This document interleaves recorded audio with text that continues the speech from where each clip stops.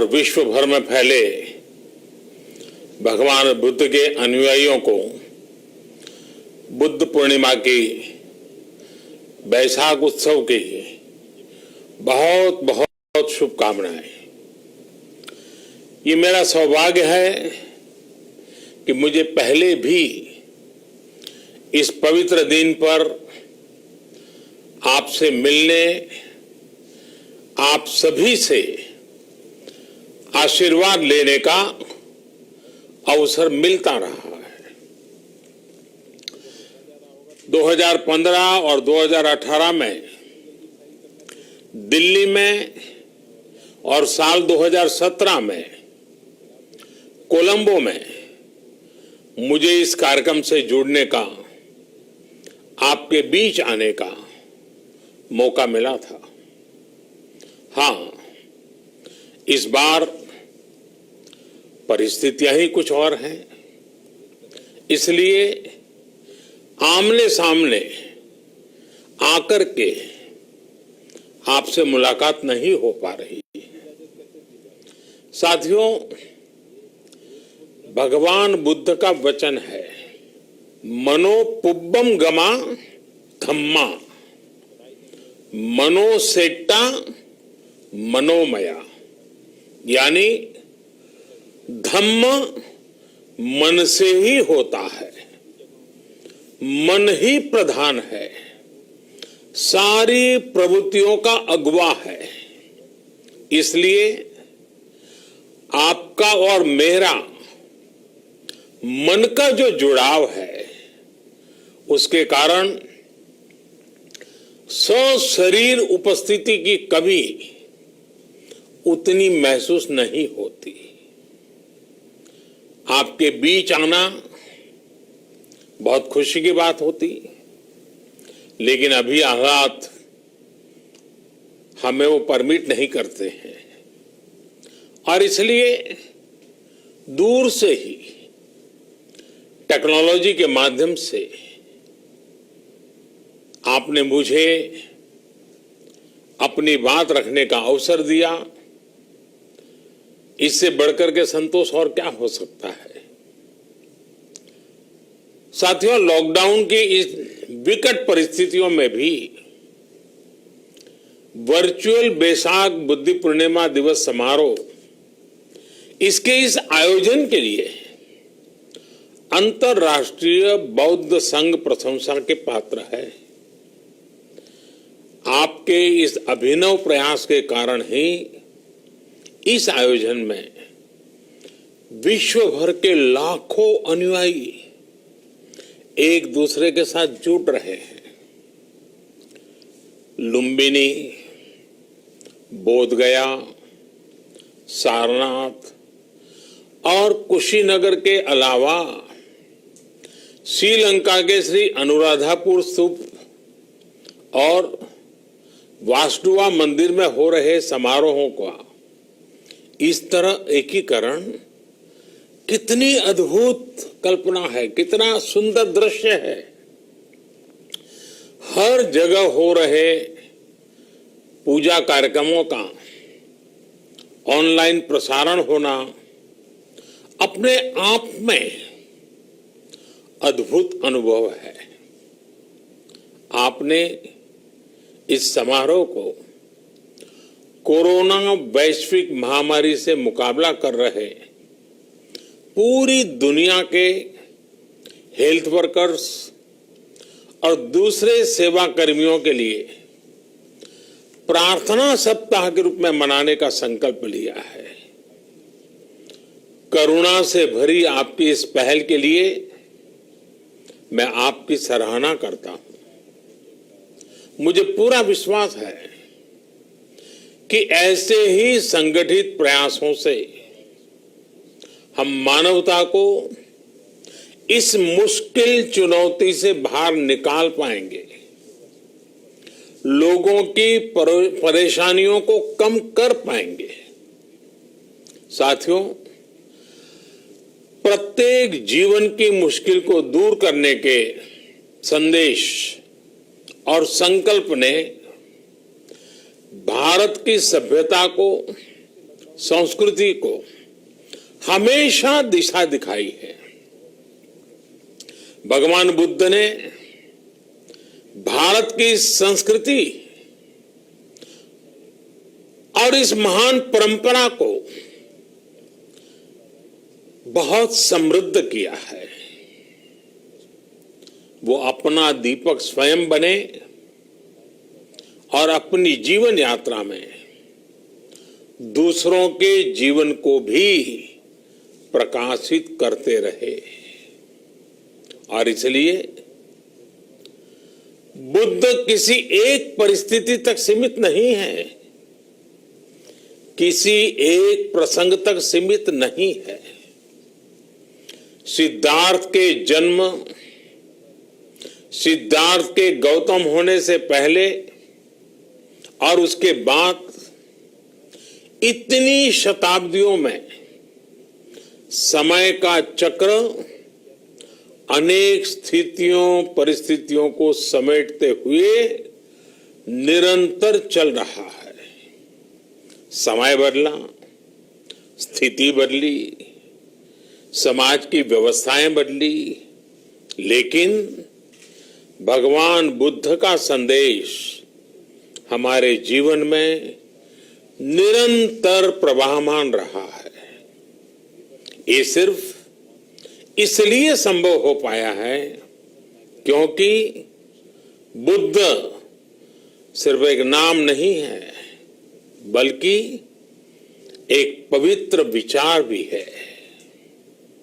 एक ऐसा विचार जो प्रत्येक मानव के हृदय में धड़कता है, मानवता का मार्गदर्शन करता है। बुद्ध त्याग और तपस्या की सीमा है। बुद्ध सेवा और समर्पण का पर्याय है। बुद्ध मजबूत इच्छा शक्ति से सामाजिक परिवर्तन की पराकाष्ठा है।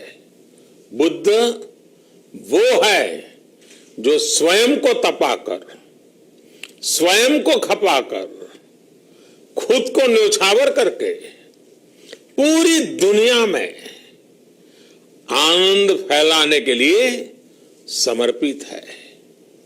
और हम सभी का सौभाग्य देखिए, इस समय हम अपने आसपास ऐसे अनेकों लोगों को देख रहे हैं जो दूसरों की सेवा के लिए, किसी मरीज के इलाज के लिए, किसी गरीब को भोजन कराने के लिए, किसी अस्पताल में सफाई के लिए, किसी सड़क पर कानून व्यवस्था बनाए रखने के लिए चौबीसों घंटे काम कर रहे हैं।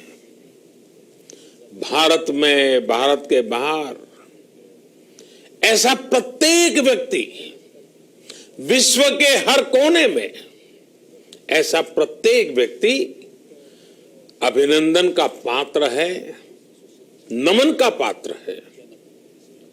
साथियों, ऐसे समय में जब दुनिया में उथल पुथल है, कई बार दुख, निराशा, हताशा का भाव बहुत ज्यादा दिखता है, तब भगवान बुद्ध की सीख और भी प्रासंगिक हो जाती है। भगवान बुद्ध कहते थे कि मानव को निरंतर ये प्रयास करना चाहिए कि वो कठिन स्थितियों पर विजय प्राप्त करे, उनसे बाहर निकले। थक कर रुक जाना ये विकल्प नहीं हो सकता। आज हम सब भी एक कठिन परिस्थिति से निकलने के लिए निरंतर जुटे हुए हैं, साथ मिलकर काम कर रहे हैं। भगवान बुद्ध के बताए 4 सत्य यानी दया, करुणा, सुख दुख के प्रति समभाव और जो जैसा है उसको उसी रूप में स्वीकारना, ये सत्य निरंतर भारत भूमि की प्रेरणा बने हुए है। आज आप भी देख रहे हैं कि भारत निस्वार्थ भाव से बिना किसी भेद के अपने यहां भी और पूरे विश्व में कहीं भी संकट में घिरे व्यक्ति के साथ पूरी मजबूती से खड़ा है। लाभ हानि, समर्थ असमर्थ से अलग हमारे लिए संकट की ये घड़ी सहायता करने की है। जितना संभव हो मदद का हाथ आगे बढ़ाने की है।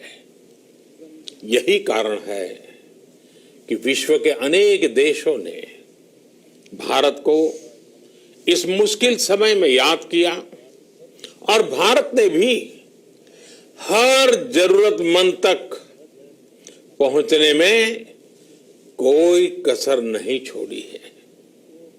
भारत आज प्रत्येक भारतवासी का जीवन बचाने के लिए हर संभव प्रयास तो कर ही रहा है, अपने वैश्विक दायित्वों का भी उतनी ही गंभीरता से पालन कर रहा है। साथियों, भगवान बुद्ध का एक एक वचन, एक एक उपदेश मानवता की सेवा में भारत की प्रतिबद्धता को मजबूत करता है। बुद्ध भारत के बोध और भारत के आत्मबोध दोनों का प्रतीक है। इसी आत्मबोध के साथ भारत निरंतर पूरी मानवता के लिए, पूरे विश्व के हित में काम कर रहा है और करता रहेगा। भारत की प्रगति हमेशा विश्व की प्रगति में सहायक होगी।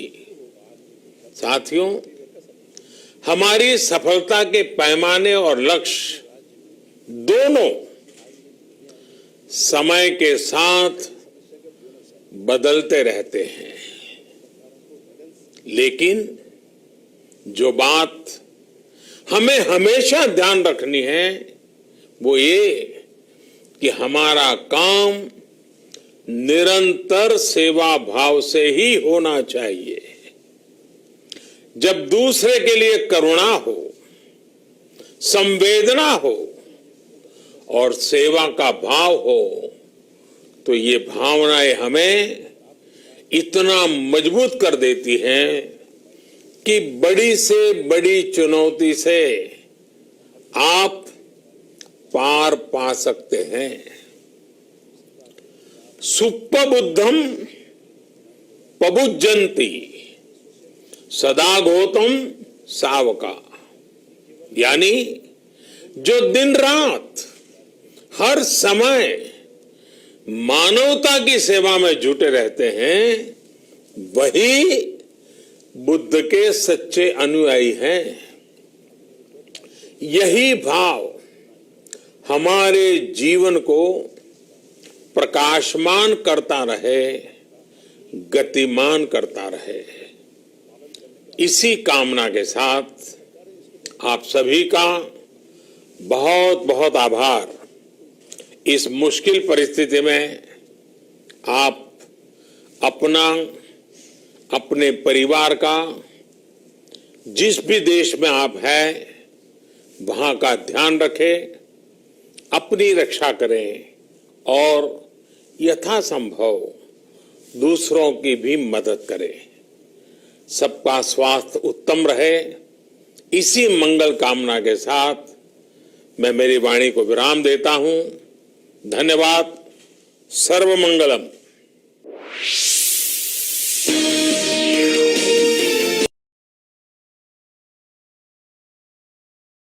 अगर आप ये वीडियो YouTube पर देख रहे हैं तो हमारे चैनल को सब्सक्राइब करें और बेल आइकन को दबाना ना भूलें।